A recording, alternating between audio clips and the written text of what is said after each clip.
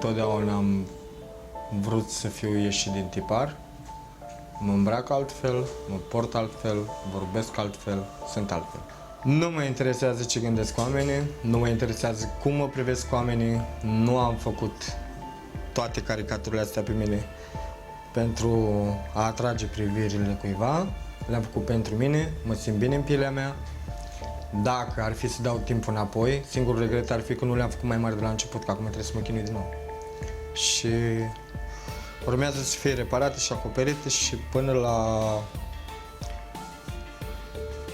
final probabil voi fi acoperit 99% din corp, fără niciun regret.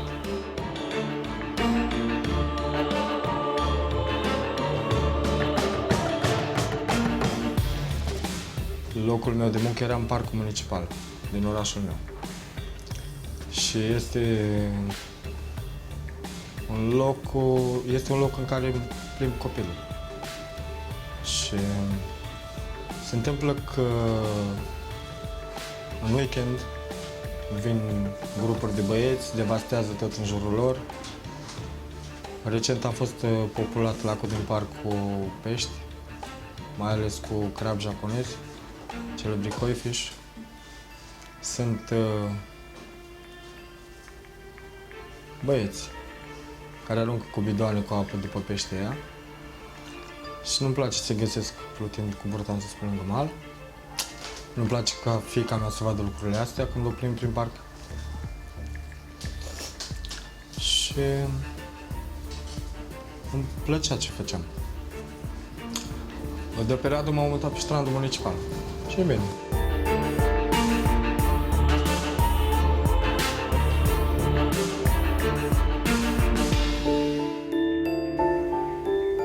Sunt o persoană care pune suflet în orice, cam în orice. Plânge la o reclamă, ajută un melc să traverseze strada, adică băbuța se mai descurcă, dar melcul pe o distanță de 1 metru, nu știu dacă ajunge viu la capăt. Și probabil are și el familia lui, bine, și chestia asta se întâmplă de prin 2006, încoace când s-a născut Alia, fiica mea.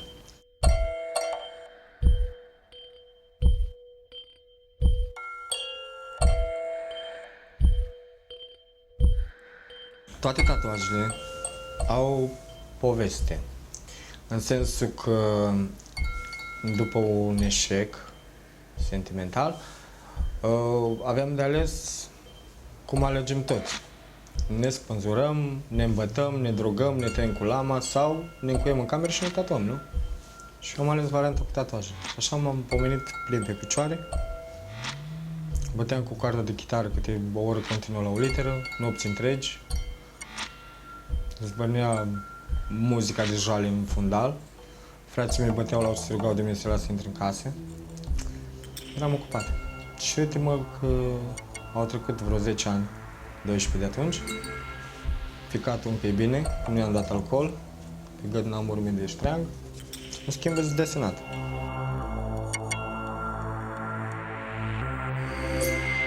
Imaginează-ți un om care refuză să doarmă noaptea. Tocmai de frica asta că visează ce nu trebuie să viseze. Și se trezește mereu cu o mână întinsă, sperând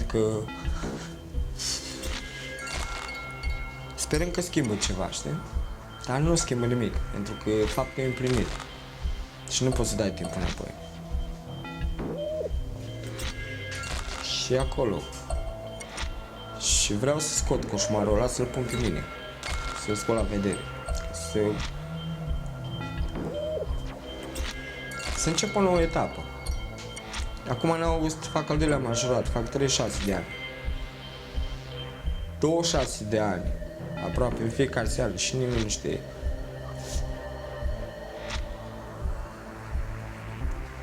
Am refuzat să mai dorm. Am abordat această poveste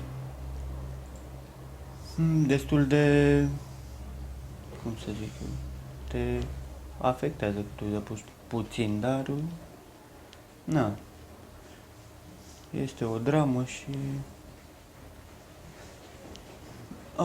nu știu cum să zic, am trecut peste. Este legat de unul din mulții mei frați, suntem 8 și nu ne-am întâlnit niciodată toți. Și se numește Vali.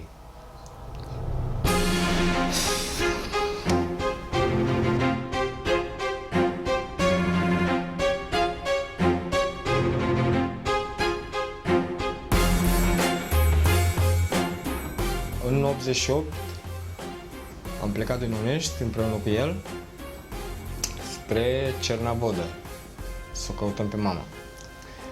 Maica mea a lucrat la centrala atomului electrică de acolo. Ne-am ascuns certificatele de naștere că fiind sub 14 ani amândoi nu aveam buletine, sub tălpicul de la Papoc, sub branțuri. Și am ajuns la Cernavodă. Mi s-a spus că mama s-a măritat cu cineva și a plecat în Arad. Și eu aveam 10 ani și Vale 11. Și am plecat la Arad să căutăm, am făcut vreo 3 zile cu trenul de la Cernavodă. Am cerut la oameni de mâncare când era foame. Ne-a dat controlul jos din tren, ne-am urcat înapoi. Și la Arad am găsit-o pe mama. În fine, a zis că nu ne poate ține deocamdată, că nu avem toate actele în regulă să ne dea la școală și nu am făcut bine că am fugit de acasă și că trebuie să mergem înapoi la Onești să ne luăm restul de acte ca să ne poată da la școală acolo la Arad și să rămânem cu ea.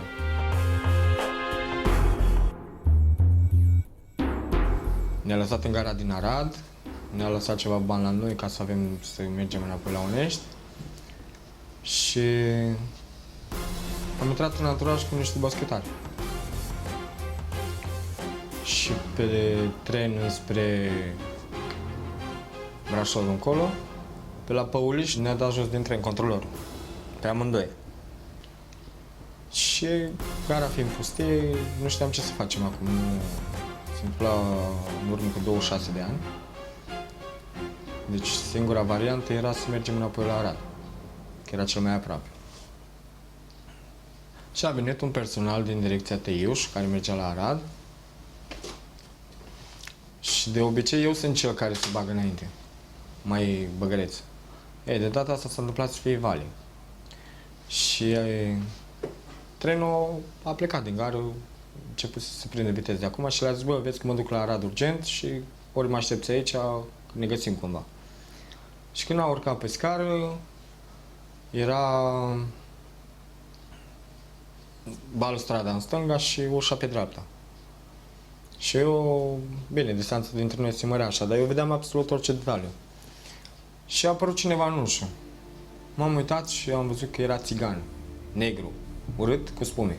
Nu i-am reținut fizionomia, dar am crezut că vrea să-l ajute să urce în tren inițial, dar l-a scuipat pe fratele meu. Și se ținea cu mâna de balustradă și cu una de mânerul de la ușă și a dat drumul la mânerul de la ușă să se șteargă. Și când a dat cu mâna așa, am văzut că vine piciorul în piept. S-a dezechilibrat, a căzut pe burtă și cu picioarele sub roți. Și a secționat piciorul drept și s-a tras repede. Bine, că mă gândesc că atunci, cu ultimele puteri, s-a tras pe peron și de la stângul i-a prins o parte. După aia am văzut că era de fapt numai degetul mare. Și am rămas cum rămâi. M-am pus în genunchi, am început să plâng, să țip. Nu era nimeni în gară, nimeni. Era gara pustie, parcă așa era dintotdeauna. Cu toate, cu vreo 5 minute înainte era forfătul de oameni, au dispărut toți ca prin minune. Și se tărea spre mine cu piciorul strivit după el și striga ajutor.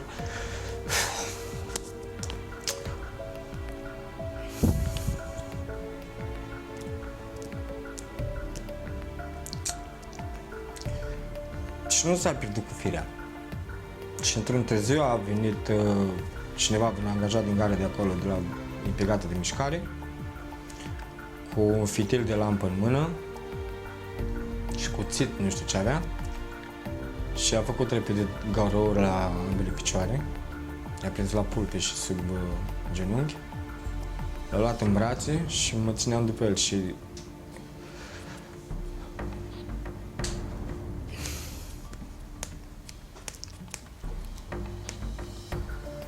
și am așteptat să vină salvarea. Și a venit un break de la Arad, de la spital, salvare de aia mică. L-a luat pe brațe, l-a stabilizat, l-a pus în ambulanță și până la Arad mi-a zis Vale să-i zic bancuri, să nu adoarmă sau să-l țin cumva de vorbă. La Arad, când am ajuns, deja curtea spitalului și interiorul și holul de la parter, parcă era gara din Păuliș, unde s-a întâmplat accidentul, în sensul că nimeni nu mișca, dar era o grămadă de oameni. Se anunțase că a fost accident grav de tren și lumea s-a dat în părți și liftul era pregătit, sala de operații pregătită și am rămas pe holul și așteptam. Și după câteva ore bune l-a băgat la reanimare, i-au făcut ce au făcut la picioare și am stat vreo 3 luni în spital.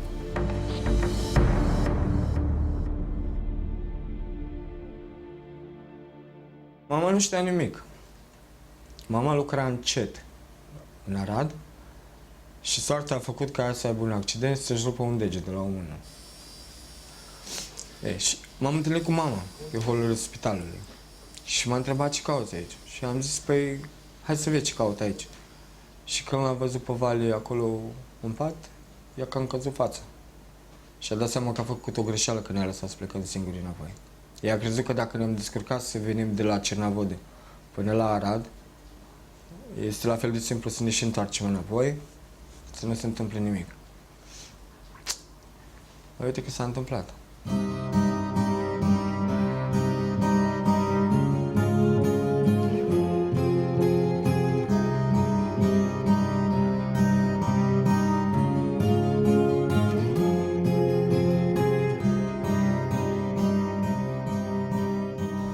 În perioada cât am fost la școala de reeducare la Ploiești, primeam bursă 145 de lei. Asta se întâmpla prin 90 și ceva. Și era fisa aia de 100 de lei. Am folosit-o ca să-l caut pe doctorul Lascar de la București. Pentru că eu, fiind în școala de reeducare, știam că am de stat acolo până la 18 ani.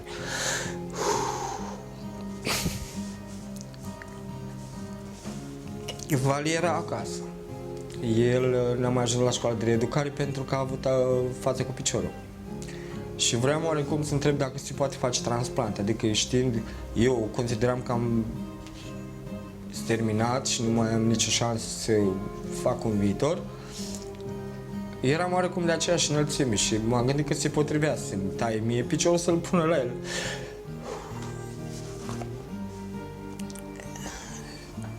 Și a răspuns cineva la spital și după ce am terminat de vorbit, mi-a închis telefonul, s-a crezut că e glumă.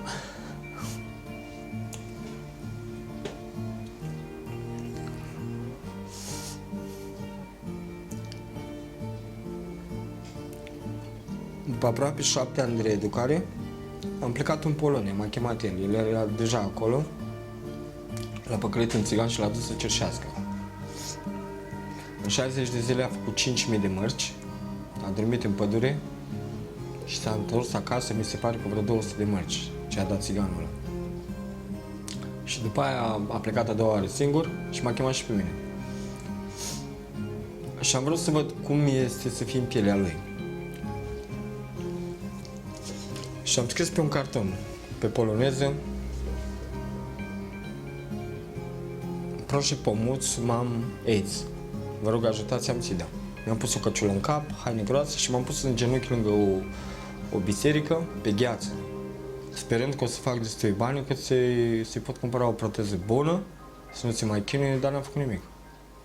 Am ajuns acasă cum am plecat, cu mâinile și picioarele întregi. Și în rest nimic.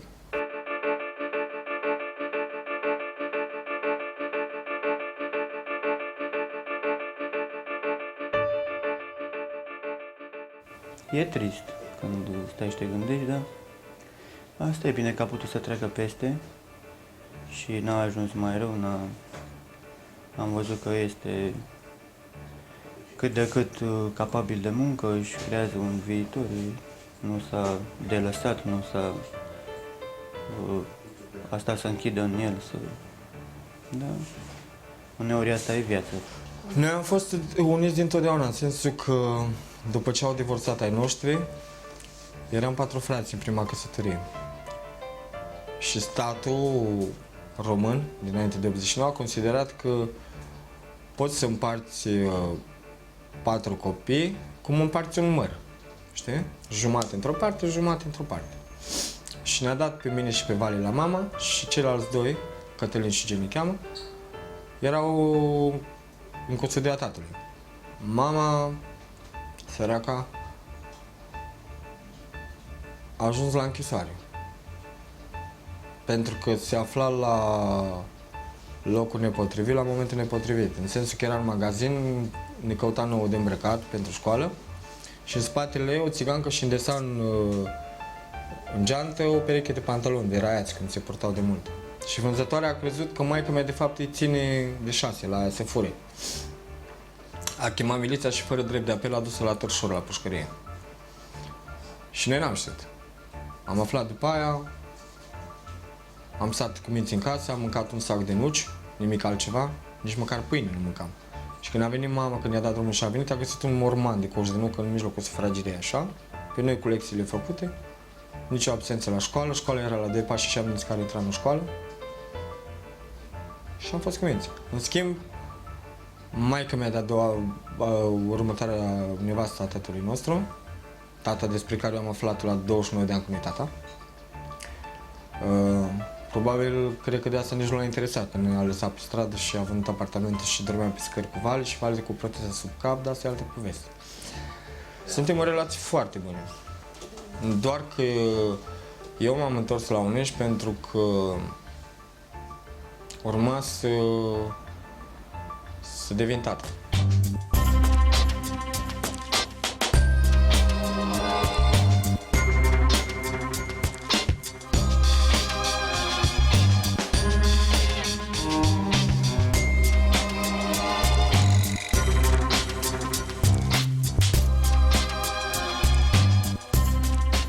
Foarte puțin lume înțelege și probabil nu o să înțeleagă nimeni adevăratul motiv pentru care eu am rămas în Unești din 2006 continuu. În sensul că n-am mai plecat nicăieri, mai mult de 24 de ore. Nu e ușor să stai 8 ani în același oraș, să nu pleci nicăieri. Să știi că te-ai ratat pe plan profesional.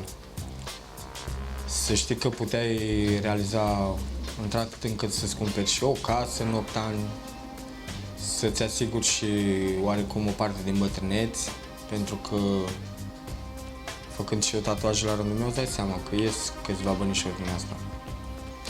Și am rămas acolo. Deci erau zile în care nu aveam ce să mănânc, nu aveam unde să dorm, nu-mi permiteam o chirie, dar eram acolo și am zis că las că să fie bine, o să fie bine. De vreo 4 ani încoace, mama Aliei e plecat în Anglia. Vine o dată pe an acasă, vreo 2-3 zile. Nu am nicio treabă cu ea, nu mă interesează viața ei. În schimb, mă interesează să am contact mereu cu Alia cât se poate de des, să o văd mereu, să-i fiu aproape, să știe că sunt lângă ea, pentru că i-am promis că nu o să plec niciodată de noi.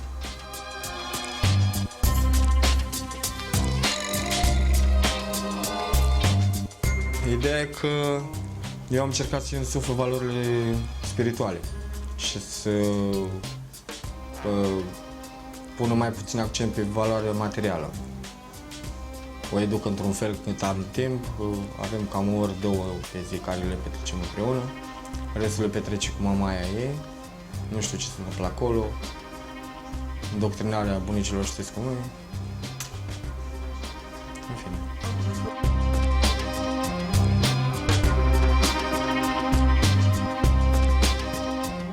A fost un pic dificil să creezi un tatuaj numai din amintiri și să pui cap la cap toate cele întâmplate, fiindcă nu îți găsești imaginile exact așa cum ar trebui. Dar am făcut tot posibilul, m-am pus în locul lui și am încercat să caut cam tot ce a trebuit pentru a realiza tatuajul. Mă bucur că am putut să-i fac filmul așa cum a fost. Am scos coșmarul afară, l-am expus și sper să și lângă odată cu asta. Este greu, dar este și provocator în același timp, pentru că de multe ori preferi să faci totul din minte, necăutând imagini pe acolo și pe acolo ca să poți să realizezi un model sau... Și e un exercițiu bun chestia asta. Dar nu găsim mereu așa întâmplări de genul, nici n-am vrea să găsim mereu numai povești din astea triste, ar fi bine să găsim numai bucurii și numai dar. Într-un fel asta e viața și o luăm ca atare, nu ce să facem. Eu nu știam cum o să arate. Era doar o idee, s-a ocupat moșul de restul și foarte, îmi place, maxim. Am înțeles perfect ce-mi doream și ceasul de deasupra arată ca și cum ar sta timpul loc pentru un moment. Ca și stil, am încercat să fac o trecere de la realistic la grafic, la... Bine, nici nu prea mi-a permis să mă joc mult zona aceea, că a fost foarte mică și a trebuit să reduc cât se poate modelul ca să încapă toată povestea acolo, să prind și un pic din gară și un pic din peron și un pic... Și am încercat să fac o trecere a timpului, ca și cum dacă ar da timpul înapoi sau ceva de genul, dar cam atât mi-a permis locul acela și am încercat să mă reduc la posibilități. Ideea e că tatuajul e poziționat în așa fel încât dacă eu stau față în față cu fratele meu, am plasat pe zona care lipsește lui. Pe un sfert din gamă. De asta l-am și făcut acolo. Sper că îl ajută, că va dormi mai liniștit, într-un fel. Dar, nu se știe. De el contează mult acum. E realizat foarte bine și sper să mă întorc într-o zi la next level tattoo, în calitate de client. Mulțumesc foarte mult și să-mi amintească toată viața de ziua asta. Câteodată îți mai iei și rolul de terapeut, cum ar veni, dar pe cât de puțin te încarci cu anumită emoție și dar în a doua zi de lucru sau când ai plecat îți aduce aminte de ale tale și uiți cam tot ce se întâmplă. O nouă zi, un nou tatuaj, altă poveste și tot așa.